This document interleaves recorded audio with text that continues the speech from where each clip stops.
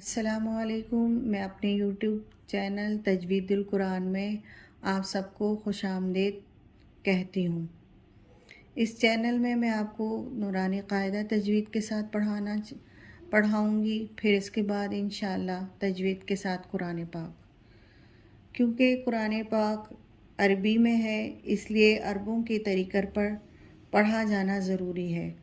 اگر ان کے طریقے سے حروف ادا نہ ہوئے تو قرآن کی عربیت باقی نہ رہے گی، یعنی الفاظ کے معنی کچھ کے کچھ ہو جائیں گے۔ اللہ پاک قرآن پاک میں ارشاد فرماتے ہیں وَرَتِّلِ الْقُرْآنَ تَرْتِیلًا، یعنی قرآن کو ٹھہر ٹھہر کر صاف صاف پڑھو۔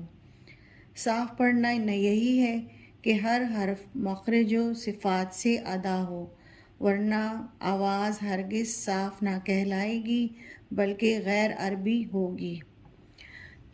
مخرج کے ساتھ عربی سے قرآن پاک پڑھنے کے لیے ضروری ہے کہ ہم تختی نمبر 1 کو اپنے مخارج کے ساتھ ادا کریں۔ تختی نمبر 1 مفردات۔ اس سے پہلے سبق یاد کرنے کے لیے دعا یاد کر لیجئے۔ اعوذ باللہ من الشیطان الرجیم، بسم اللہ الرحمن الرحیم، رب اشرح لی صدری ویسر لی امری واحلل عقدۃ من لسانی یفقہوا قولی۔ 3 دفعہ پڑھیں گے، پھر اس کے بعد 3 بار رب زدنی علما، رب زدنی علما، رب زدنی علما۔ پھر اس کے بعد ہم پڑھیں گے رب یسر ولا تعسر وتمم بالخیر وبک نستعین، یا فتاح یا فتاح یا فتاح۔ جب آپ یہ 3 بار پڑھ لیں گے تو اس کے بعد پھر آپ اپنا سبق پڑھیں تو انشاءاللہ آپ کو پڑھنے میں آسانی ہوگی اور اللہ تعالیٰ آپ کی مدد فرمائیں گے آپ کے سبق یاد کرنے میں۔ تختی نمبر 1 مفردات۔ مفردات کسے کہتے ہیں؟ بسم اللہ الرحمن الرحیم۔ الگ الگ لکھے ہوئے حروفوں کو مفردات کہتے ہیں۔ مفرد کی جمع مفردات ہے۔ مفرد کا مطلب ایک واحد اکیلا لفظ۔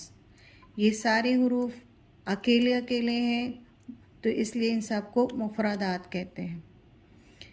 بسم اللہ الرحمن الرحیم۔ الف الف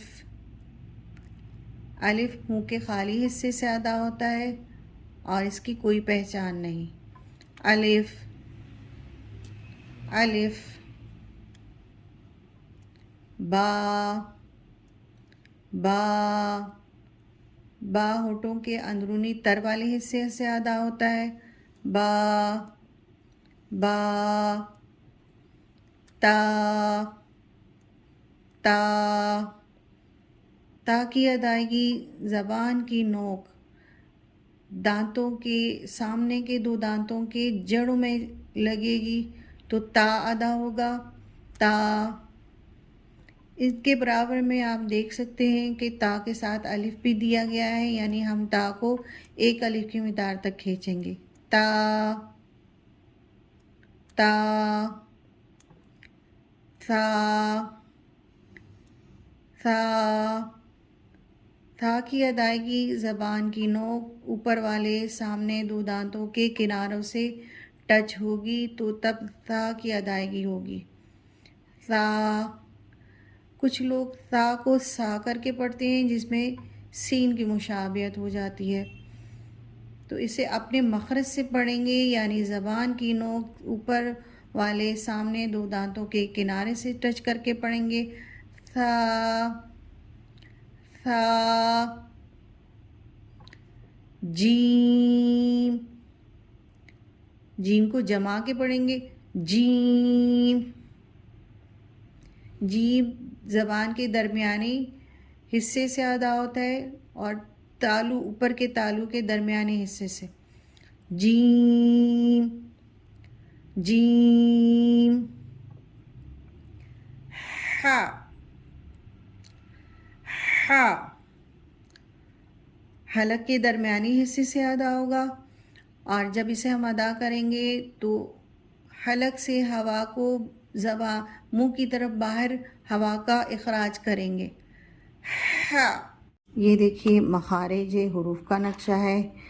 یہ ہمارے منہ کا سٹرکچر ہے. دانت ہے، بالائی حصے کے اوپر والے حصے کے دانت ہے، اور یہ زبان ہے. یہ حلق ہے، حلق کا پہلا حصہ، یہ درمیانی حلق کا حصہ ہے، یہ آخری ہے، اور یہ منہ کا خلا ہے. الف منہ کے خالی حصے سے ادا ہوتا ہے بغیر دانتوں کے ٹچ کیے، زبان کی ٹچ کیے، بغیر خالی حصے سے الف ادا ہوتا ہے. با دونوں ہونٹوں کے، یہ دونوں ہونٹوں کے اندر تر والے حصے سے، یہ تر والا حصہ جو ہے، اس والے تر والے حصے سے با ادا ہوتا ہے. با با. تا تا زبان کی نوک، زبان کی نوک اوپر والے دانتوں کے جڑ، جو اندر کی طرف یہ جڑ ہے، ان جڑ پر زبان کی نوک کو ٹچ کریں گے تو تا ادا ہوگا.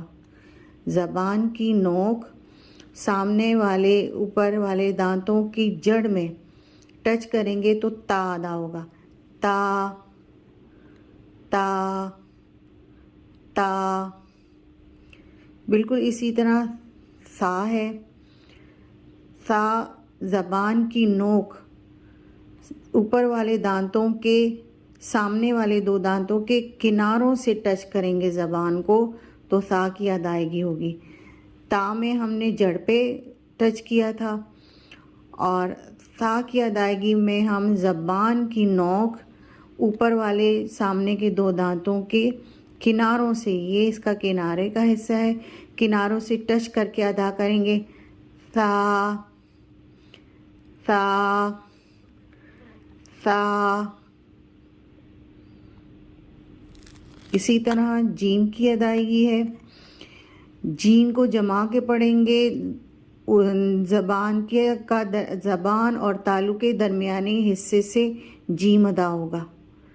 اس کو جما کے پڑھیں گے، جیم جیم جیم.